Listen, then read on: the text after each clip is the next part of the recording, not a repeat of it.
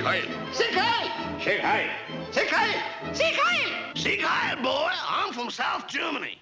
Sieg Heil! Sieg Heil!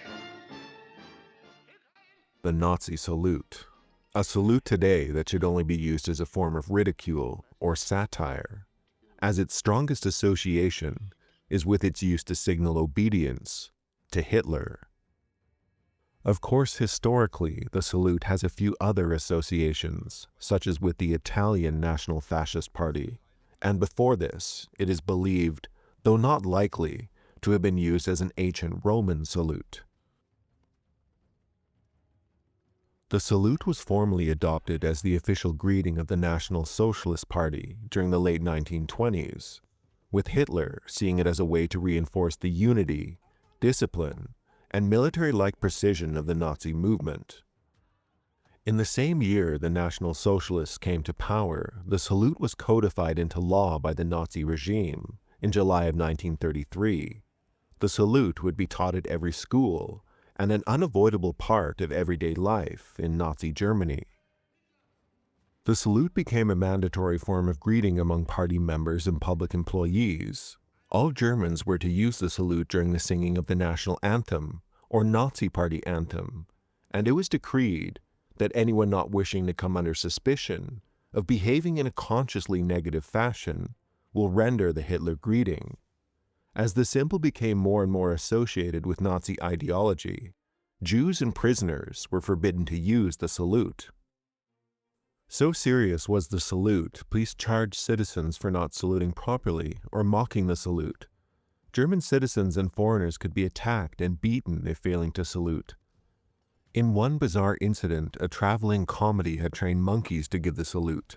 A police memo dated the 23rd of July, 1934, requested the police destroy these animals. It became a great show of resistance not to salute or to perform an imperfect salute. This is a tradition carried on in film today.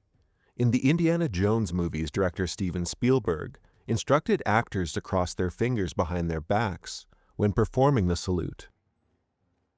There are, however, some nuances and exceptions to the use of the salute. Members of the Wehrmacht, be it Army, Air Force, or Navy, typically maintain their military salute throughout the war. Though after the failed assassination attempt on Hitler, on the 20th of July, 1944, all members of the military would be required to perform the Hitler, or Nazi salute, to reassure loyalty to Hitler above all else. Otherwise, before this time, there are many instances at parades or ceremonies where Wehrmacht members will perform their traditional salutes amongst members of the Nazi Party or political military organizations like the SS. A member of the SS might perform a Hitler salute to a member of the Wehrmacht and receive a military salute in return. A member of the Wehrmacht might also return a Hitler salute in a more civilian and less martial setting. Indoors, when not wearing headgear, a Wehrmacht soldier would often perform the Nazi salute. The salute was performed by extending the right arm and hand, held at a 45-degree angle with the palm facing down. Utterances include Sieg Heil, Heil Hitler, or Heil. Sieg Heil is a victory salute, basically meaning hail to victory. Sieg Heil was typically shouted at rallies, with Heil Hitler the utterance when saluting a superior. Endless saluting in such a manner was problematic and seemingly exhausting at long rallies and for zealous interactions. As such, Hitler invented what one satirist dubbed the backhand salute. Hitler frequently gave the salute with variants, notably with the palm facing up and elbow bent back. This became a standard for higher-ranking officers, returning constant salutes from lower ranks. It's also far more practical to perform when moving around indoors, so you don't have officers jabbing each other in the eye as they move through the halls. Here's an example of early satire that was used against Hitler and the Nazi Party regarding the backhand salute. It shows Hitler reaching back to accept the millions standing behind him, a reference to the backhand donations from authoritarian capitalists, looking to curry favor with Hitler and the National Socialists. One other fancy movement associated with the Hitler salute is the heel click. This is done when a soldier goes to attention and they must bring the heels of their boots together. The heels clicking is an audible sign this has been done. This heel clicking itself is not a salute, but when a salute is performed, it's typically done so at attention, hence the heel click. This is an old Prussian military tradition.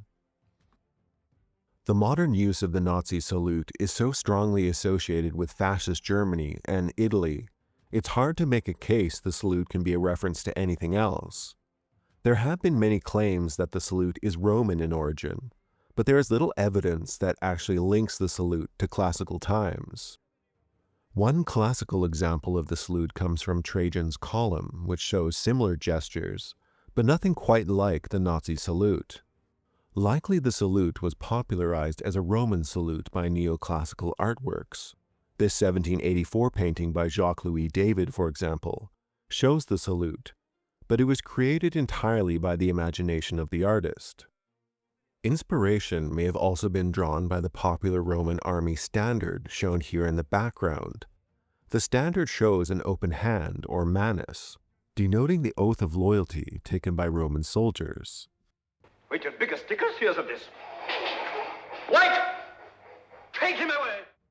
The salute worked its way into cinema and plays associated with Roman history in the 20th century, and the Italian fascists adopted in the 1920s, ironically wanting to claim the credibility of the past. Early fascist party leaders also denounced handshaking as bourgeois.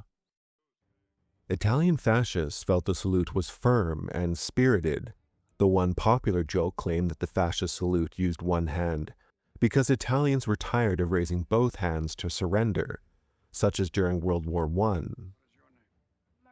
The salute isn't entirely owned by Italian and Nazi fascists. Interestingly, a similar salute had a place in American history as well.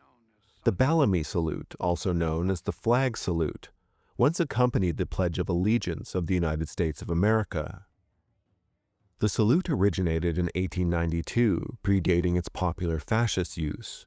Naturally, controversy arose in the 1920s and 1930s due to fascist movements, and the salute was discontinued. The fascist salute was also very similar to the Olympic salute, though the Olympic salute has the arm raised higher. This salute also fell out of favor after the 1936 Berlin Olympic Games. The salute caused some confusion for athletes and spectators, wanting to give the Olympic salute during the Games, while not wanting to seem to be performing the Nazi salute.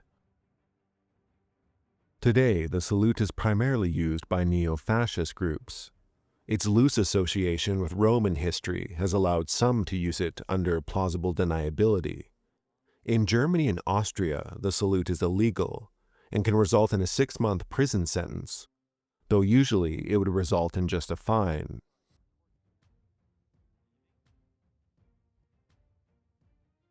Alright, I'm Johnny. Thank you for watching. These history videos are always risky to make, so if you can help the channel out with a like or comment, it goes a long way.